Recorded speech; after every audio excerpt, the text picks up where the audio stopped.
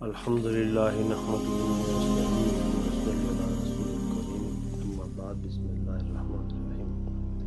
اللہ تعالیٰ کا ارشاد ہے انا انزلناہ فی لیلۃ القدر، بے شک ہم نے قرآن کریم کو شب قدر میں نازل فرمایا۔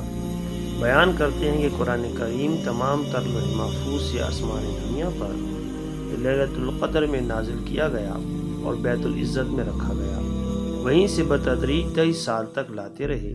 سب سے پہلے اقرأ بسم ربک الذی خلق نازل ہوئی اور آخری آیت واتقوا یوما ترجعون فیہ الی اللہ ثم توفی کل نفس ما کسبت وہم لا یظلمون اتری۔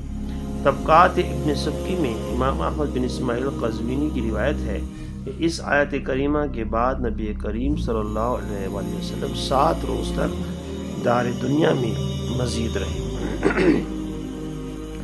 حضرت ابن ابی حمزہ رحمۃ اللہ علیہ تعالیٰ کی شرح بخاری میں ہے کہ پہلی آیت اقرا نازل ہوئی۔ بعض نے سورہ مدثر کے متعلق فرمایا ہے وہ نازل ہوئی، لیکن ان دونوں میں یوں تطبیق دیتے ہوئے کہتے ہیں سب سے اول اقرا ہی نازل ہوئی، لیکن لوگوں کو ڈرانے کا سب سے پہلا حکم سورہ مدثر میں آیا۔ اس سے قبل کوئی بھی شخص دار اسلام میں داخل نہیں ہوا تھا۔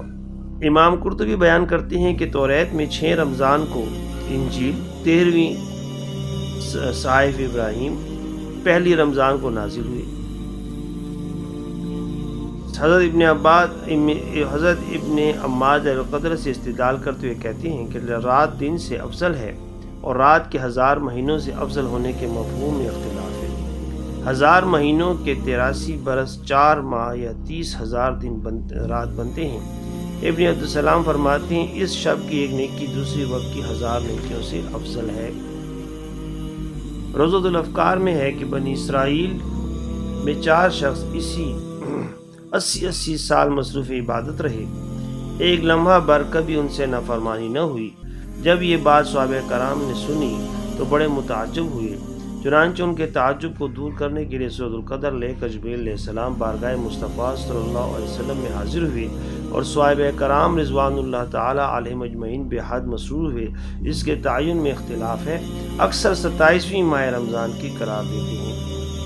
اللہ تعالیٰ آپ کو اور ہمیں لیلۃ القدر کی قدر کرنے کی توفیق عطا فرمائے۔